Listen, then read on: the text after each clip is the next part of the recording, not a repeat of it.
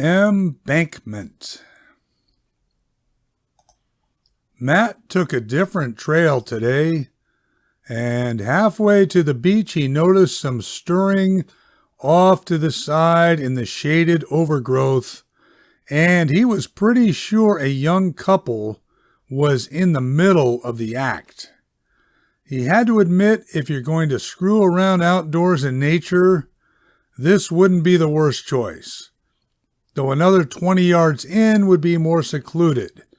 But the couple was playing the odds. There weren't a lot of humans coming through here, typically on a Tuesday afternoon, and Matt himself would have passed by without noticing if the woman hadn't made a high-pitched sound.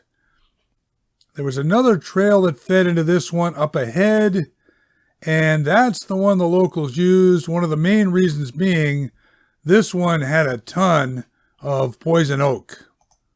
Not directly on the trail so much. They had maintenance guys who tried to cut it back every spring, but immediately off it. If you swung your elbow wrong, for instance, you could be in trouble. That's what he thought of as he walked the rest of the way down to the beach, the gal unleashing her noise back there in the splendor of the moment, the two of them laying down or squatting or kneeling, or however they were doing it, smack dab in the middle of an acre of the lush green native shrub. On the beach there was a middle-aged woman throwing a stick to a dog, and she was heavily endowed. Lots of movement with each new throw, nothing supported adequately. She had bird legs. Matt wasn't sure if the scene was erotic or even attractive or an oddity, but it caught your attention, the couple in the brush setting the tone. Depending on the tide, you were limited how far you could go left or right before running out of beach. And today he went right toward Duran, and he did get cut off around the bend, but that was fine. He was calculating he'd put in a couple miles and still had the return trip. Speaking of which, coming toward him now, he was pretty sure was the couple. They were having a pretend argument, playfully shoving each other, big smiles, all kinds of energy. Matt guessing early 20s. As they were passing him, he weighed the should I or shouldn't I, but he figured if it was them, they might appreciate it. So he put up a hand which seemed to startle them both, and they angled away from him, and Matt said, "Yo, I have a public service announcement is all. Maybe it benefits you, maybe not." The guy and the gal stopped walking, and the guy said, "Sir, are you speaking to us?" Matt looked around, and the lady throwing the stick was gone, and there was an older man way down there toward Point Reyes, and that was about it. He said, "Have to say it's like someone warned you to watch out for random people on the beach," which I guess I can understand. Someone told me the same thing first time I visited New York. Of course, I was in high school. "That's where we're from," the guy said. "Not the city," the young gal said, "but near there." "Okay, here's the deal," Matt said, "before I re-scare you." "You're not now," the guy said. "No," the woman said.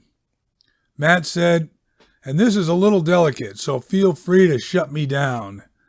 Was that you two frolicking back there?" Signaling the direction with his head. No one answered right away. Then the woman said, "We saw you." "Sorry about that," the guy said. "Nah, don't be silly," Matt said. "Only reason I ask, you know what poison oak looks like, right?"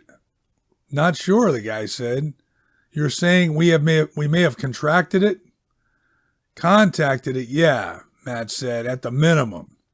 "Oh, wow," the woman said, extending her arms and rolling them around and looking at them.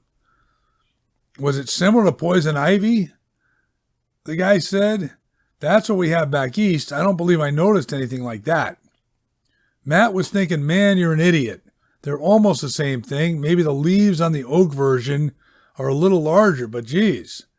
He said, I'm not trying to tell you what to do, but if it were me, I'd want to get some water on stuff. Sooner than later. You're saying that's a remedy? The gal said.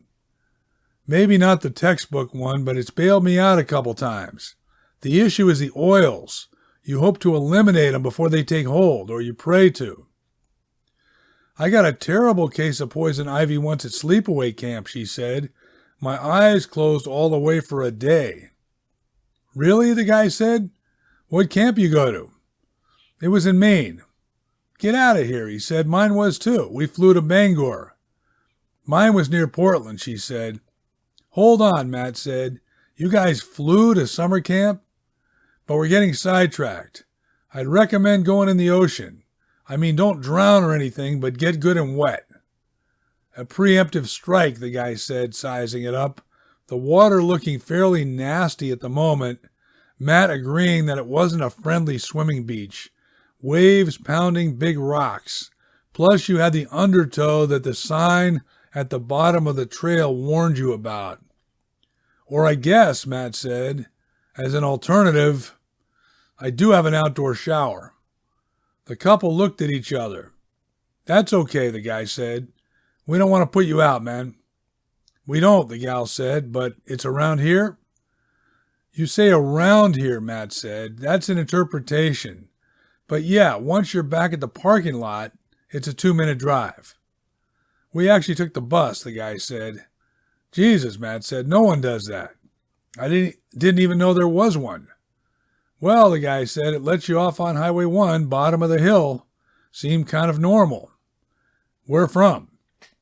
Santa Rosa, the gal said. We're staying at the hostel. Okay, now you got me twice, Matt said. I moved here from Santa Rosa, and I wasn't aware of a hostel. But yeah, you want? I'm happy to drive you, though we should get a bit of a move on. I'm not kidding.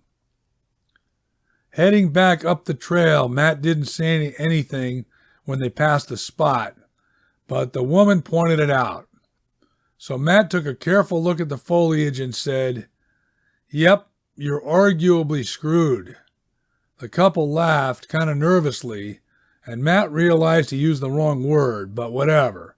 It was accurate, and more importantly, he was worried now about them in the car, leaving oils behind that might screw him later. He figured you better spray the seats with bleach or some shit. Whoa, what a view, the guy, Jason, said when they pulled into the driveway. Honestly, the gal, Erin, said, this reminds me of my uncle's one in North Carolina, the Outer Banks. Thanks, it's fair, Matt said. Plenty of house blockage between us and the water, as you can see. Plus, you caught a nice day, no fog. Sometimes we're socked in for a week. Who is we? Erin said. No, you're fine, Matt said. Just me in the house. No surprises. Meanwhile, the shower's around the side. I'll set you up. Do you always refer to yourself in the third person? She said. She was mixed up on her persons, but she was starting to get interesting and kind of cute. Matt said, I'm thinking about something else now, too. Everything you're wearing, we're better off bagging it up and throwing it in the garbage. I'll look around. I think I can give you fresh stuff. Jason said, you are taking this seriously.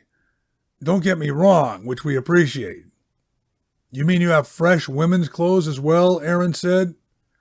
He was tossing it around. That woman, Andrea, had left some stuff here from when they'd been connected a while back. She was a little skinnier than Erin, and if the clothes didn't fit or were tight, Erin might feel bad. You never knew.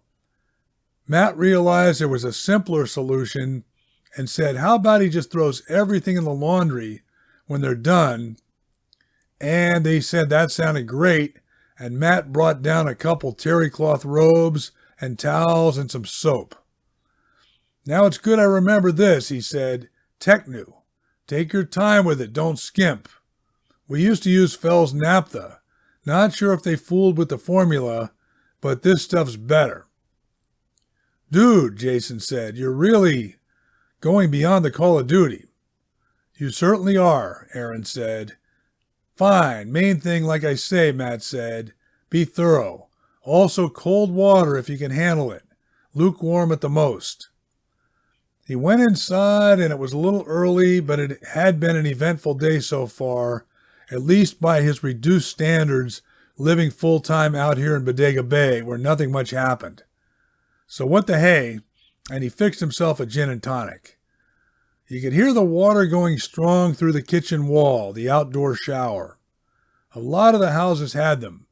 Some people out here surfed, especially the weekenders, and Matt supposed the showers made sense, though he can only remember using his once, when he stepped in a bunch of dog shit coming back from the little fitness room that was part of your HOA fee. You had to give the architect credit. The shower was perfectly secluded.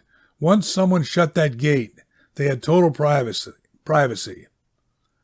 Admittedly, you did have that one angle from inside the house, upstairs, the northwest corner of the guest bedroom, where when you leaned to the right, you had a couple inches of glass that gave you an overhead view of the situation out there. Matt didn't want to be an ass, but maybe just take a glance, make sure they have everything they need. Kind of a no harm, no foul deal. So he trudged up there and took a look, and holy Toledo, Erin had her towel, but not on her. It was folded up neatly on the cement, and she was kneeling on it, and the guy was standing in front of her, and she was going to town on him.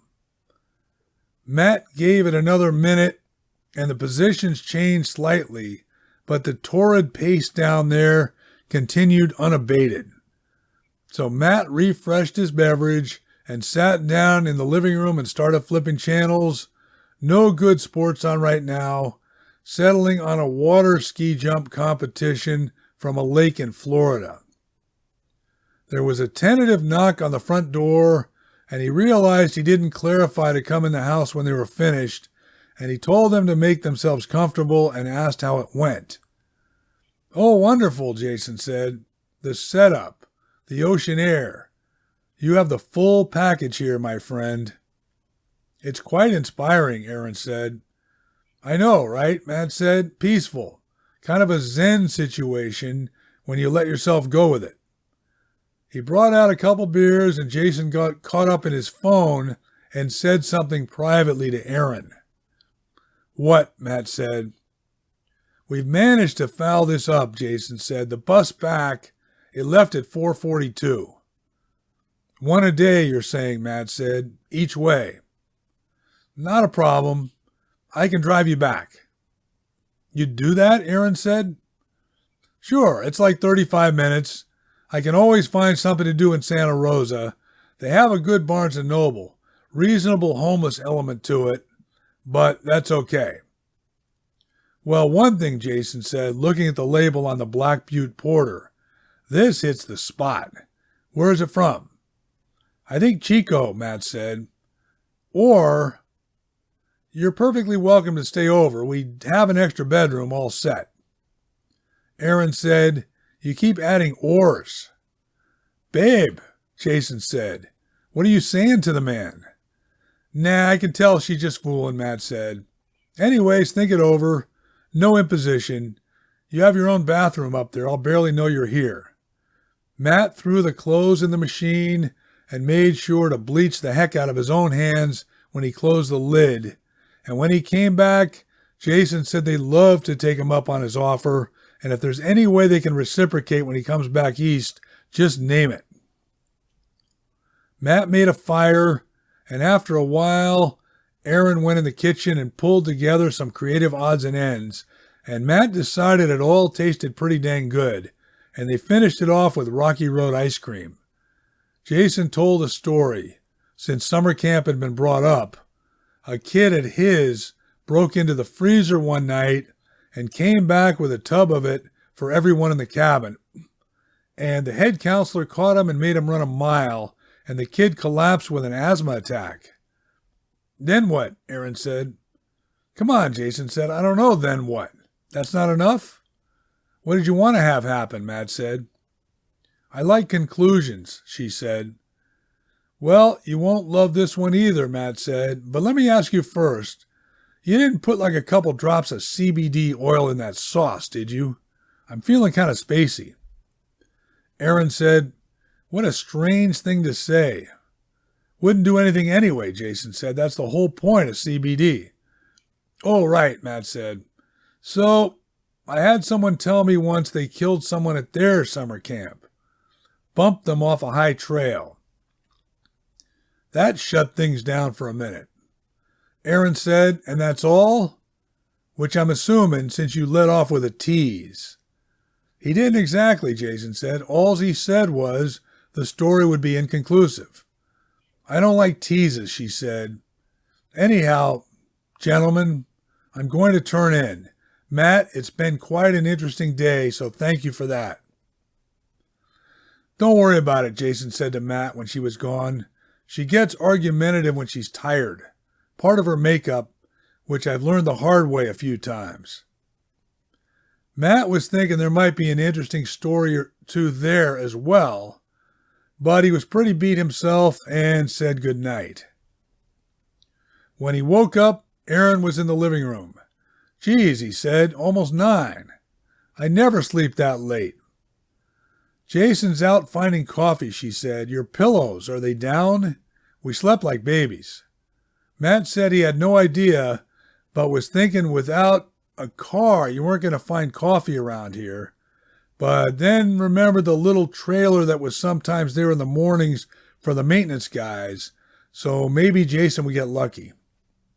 Aaron said, "I have an uncle in San Jose. When I come out to visit, you should come down." "Seriously?" Matt said. "You really should."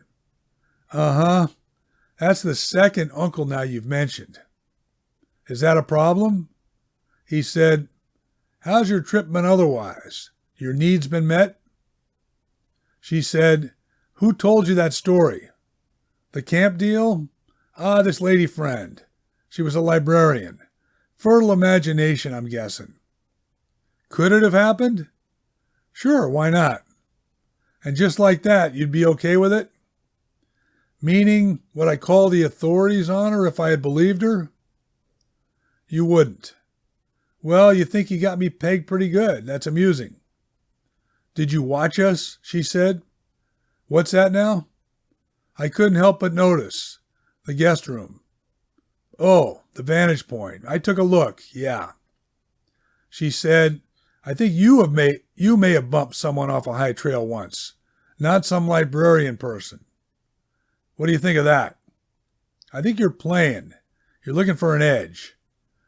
"Right. I like that." "You like what?" "How you put things," she said.